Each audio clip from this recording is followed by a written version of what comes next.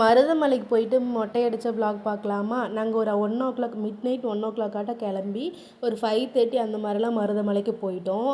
கோயில் ஓப்பன் பண்ணுறதுக்கு 6:00 ஆகும் அப்படிங்கிறனால டீயும் வடையும் சாப்பிட்லான்னு சொல்லிட்டு கொஞ்ச நேரம் இருந்துட்டு இருந்தோம். அதுக்கப்புறம் மொட்டை அடிச்சுட்டு மேலே வந்துடுங்க அப்படின்னு சொல்லி அனௌன்ஸ்மெண்ட் பண்ணாங்க. கீழே தான் மொட்டை அடிக்கிற இடம் இருக்குது அப்படின்னு சொல்லிட்டு அங்கே போய் டோக்கன் வாங்கி பட்டுக்கு மொட்டை எடுக்கிறதுல அபான்னு ஆகிப்போச்சு. ஃபஸ்ட்டு அமைதியாக தான் இருந்தாங்க அழுவாமல், அப்புறமேட்டு அழுக ஆரம்பித்தாங்க.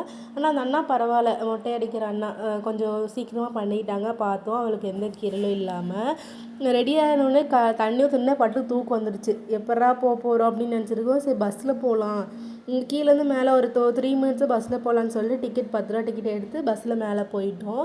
போய் லைனில் நிற்கிறதுக்குள்ளேயே பட்டு எந்திரிச்சிட்டாங்க. கோயில் கும்பாபிஷேகம் பண்ணி 2 டேஸ் தான் ஆச்சு அப்படிங்கிறனால கொஞ்சம் க்ரௌடு அதிகமாக இருந்தனால அங்கேயும் போய் சிறப்பு தரிசனத்துக்கே போயிட்டோம்.